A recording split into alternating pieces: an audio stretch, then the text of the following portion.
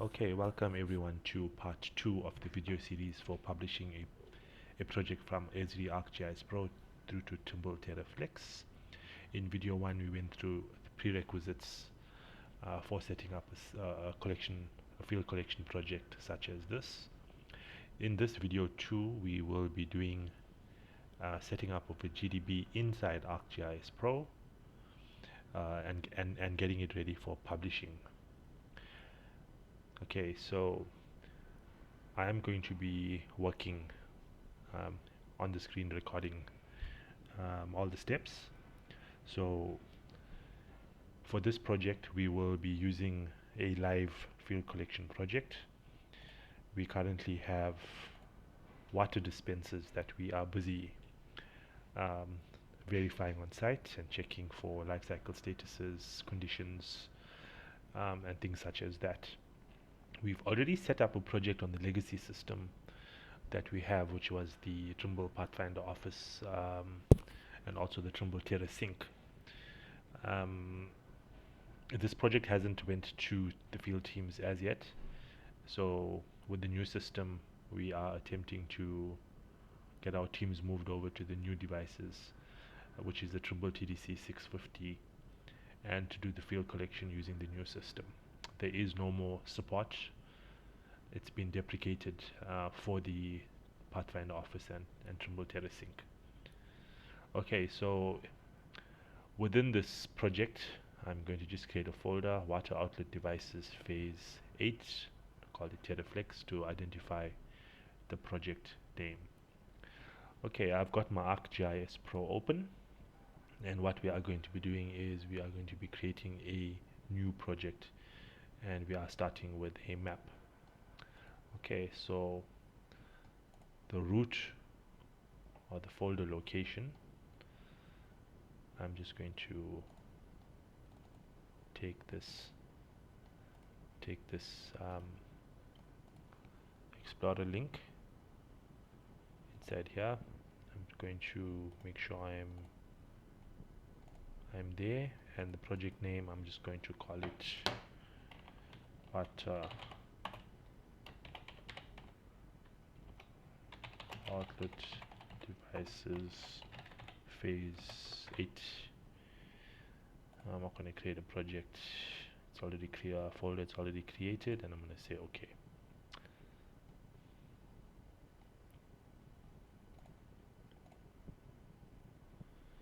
Okay, here's ArcPro creating all its files.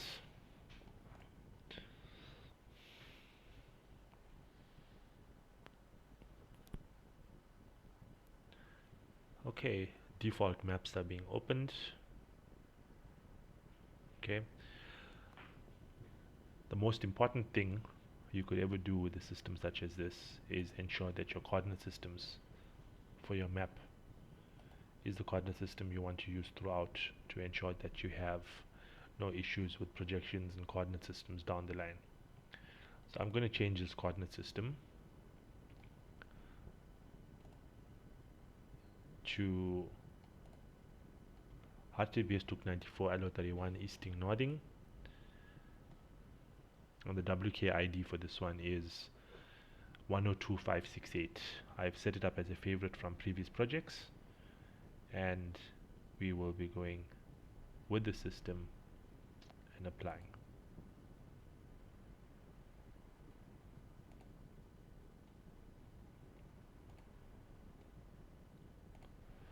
Okay, we're not going to be interested in the height system now, but the default is height above ellipsoid.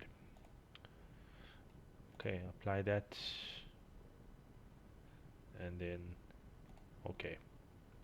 Alright, step 2 is to zoom in around your extents for your project. We are going to be working around the eThekwini or Durban area. Let's try and cover as much as you can within the screen. This is important because this ends up as your starting location on your field maps. You wouldn't want it to show the whole of South Africa or the world on those starting points on those maps. So just setting it up in here, simple thing like this, zooming in to the correct location is quite important. Okay, I'm just going to hit save on this map. Okay, just some background. We've already created GDBs um, that are comprising of all field collectible feature classes that is made available or can be made available from Keshlin or Avela Mania, who are involved with the tracing for eThekwini water and sanitation. So that database schema has already been set up and it's already available. These databases are synced field by field with our master databases, which are held by our GIS office. Okay, so in our catalog window here, we could see the project folder and the default database has been created. This is basically the name of the project. I'm now going to copy feature classes from that master database that we've created.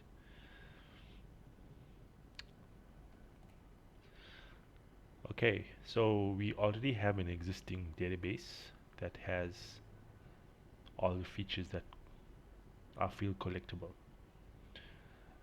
And this is the base data that will be the starting point for any future projects and can only be obtained from the custodians of this data, which is Keshlin and Avela. Okay, so all I'm going to do is I'm going to copy this this database, this file geodatabase, into our project database.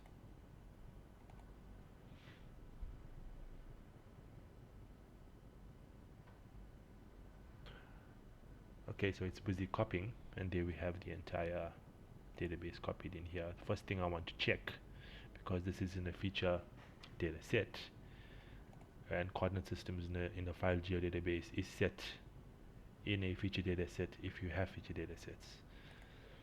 So I'm just going to check the properties, spatial reference, WKID 102568, which is the same coordinate system we set up on our map, so everything will sync up just fine. Just double check domain and resolutions so that all data can be contained within the set extents. So that seems to be fine. Just checking if anything is switched on here. Okay, nothing is switched on. We don't have global IDs or attachment set up just yet. Okay, now what I would like to do is to make this the default database. Okay, so it's not yet the default database, so I will be able to rename it. So this is just data management, something that I'm not going to teach in this video. Give it a very simple name, call it WOD.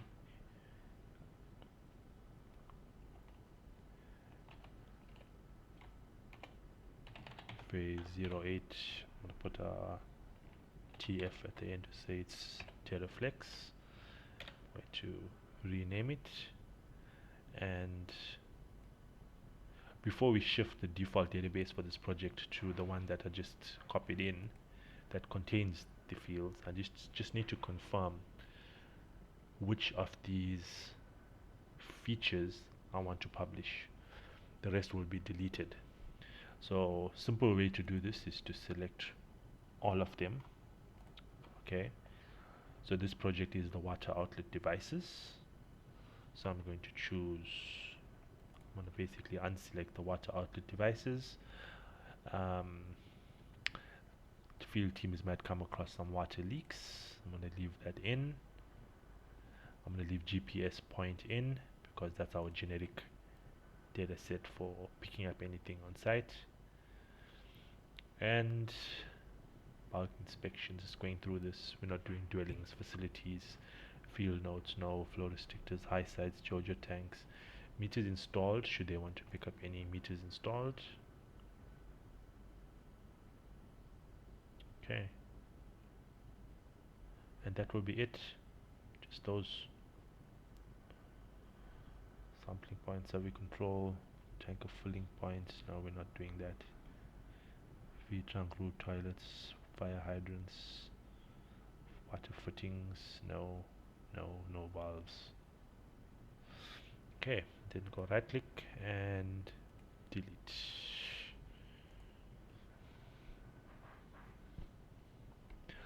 Okay, so this is all busy deleting. Let's give it a moment. Okay, as can be seen now, all unnecessary feature classes that we do not want to publish as field collectible was deleted from this geodatabase. Okay, I'm just going to load the water outlet devices feature class to this map and open the data engineering, the fields, and we're just going to go through a few of these fields. This contains quite a bit of feature fields that are required for this feature. Many of these aren't required on site. Okay, and you can see everything is visible here. If anything is visible, it will end up in the field data dictionary on Trimble TerraFlex. So we need to switch them on or switch them off depending on what we want to collect. Also nullable. If it's nullable, ticked on, and visible, that means it is collectible on site but isn't required. If it's visible and not nullable, that means a value needs to be put in when it's collected. What we have done already is we have set up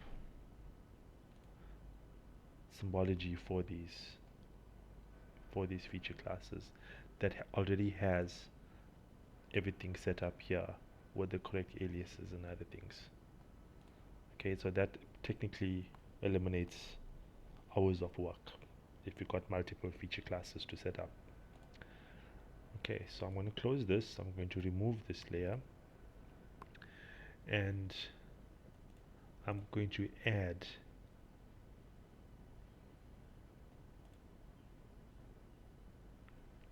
symbology, unconnected symbology, basically not connected to anything. So we are doing GPS point, water outlet device, water leak, and meters installed. I'm going to drag I'm just going to right click, select them and say add to current map. And now they've been added, but you could see there is no link to any data set or any table. Okay, just going to save the map at this point. And for us to be able to connect data, this feature here to this data, we just need to click on the little exclamation mark in our project,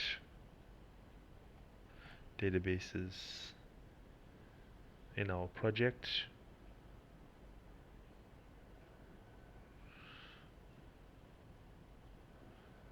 that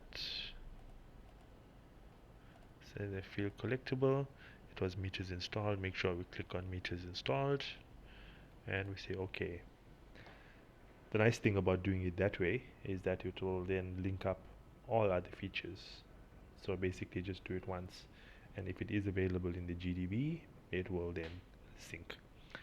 Okay, what I forgot to mention is that we need to make this WOD phase 08 TerraFlex TF as our default database. All we need to do is right click and say make default. We don't need this database, it's empty, the default for the project. Okay, so let's delete, say yes, it's gone. Let's just save our map. Now earlier, I'm just going to reorder this quickly by name. Earlier we opened this attribute table here, data engineering for this attribute field here. This was before we loaded the symbology. Now let's have a look at the fields now.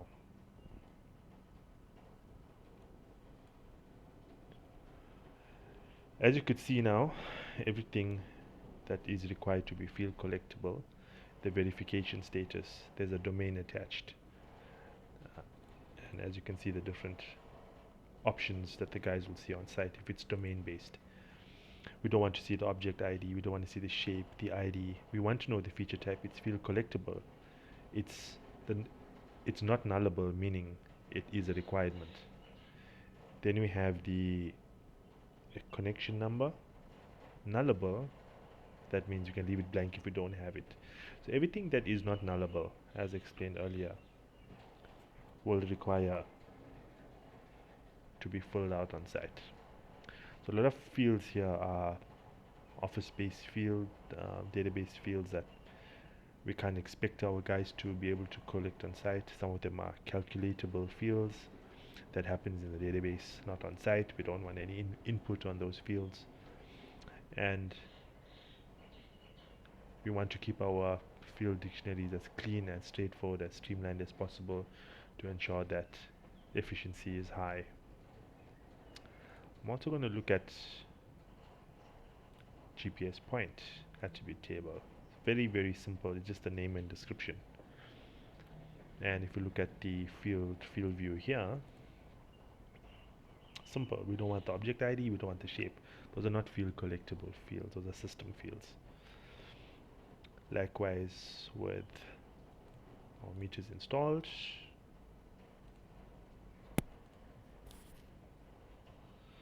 We only want those that's collectible. Water leak is a very simple data set. It's just leak size and remarks. Okay, at this point, I'm going to save the project.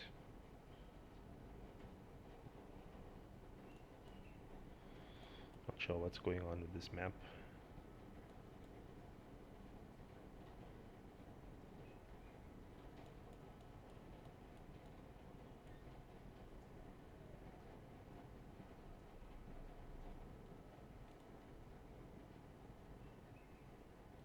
Oh, the hill shade went above the topographic.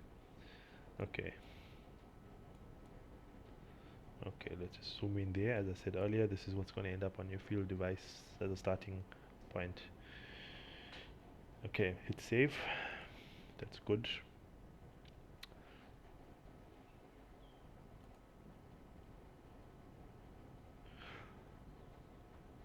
Okay, there are certain fields that require photographs to be collected. GPS point,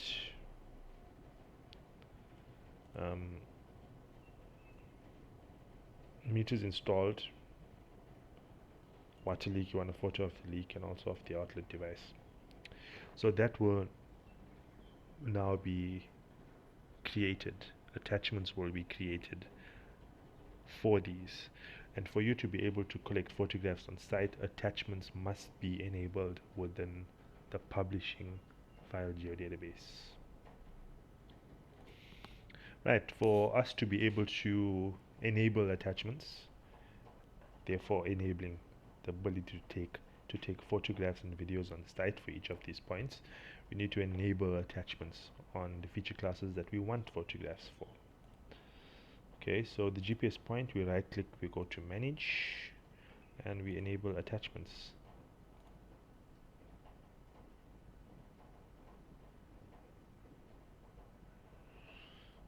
I'm switching global IDs off. It tends to corrupt everything in the database.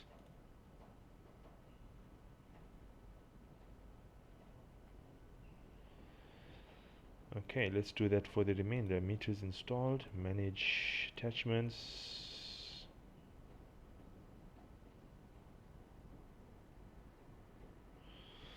Then again, water leaks.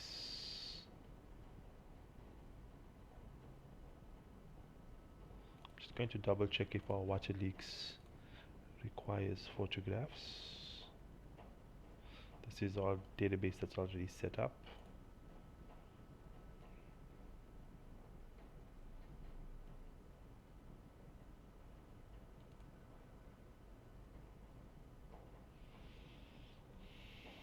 Okay, images are required for water leaks.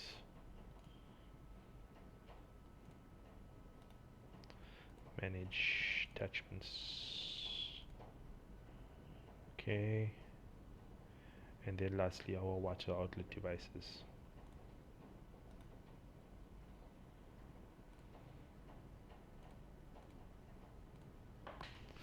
Okay, you will see here the relational tables and databases um, are being set up within the file geodatabase for this database to accept and store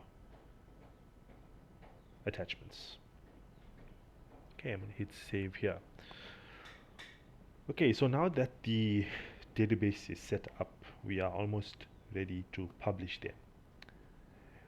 In video 3, we will be looking at creating an online project in the Trimble Connect. So basically going through to Trimble Connect and setting up our projects up here for us to be able to accept publishing of this database in its own separate container, so that you can control who has access to that project, which field users have access to the project, to ensure that your data integrity and it is directed to the people that you want to collect um, these forms on site. Okay, that will close video 2 and video 3 will follow. See you soon.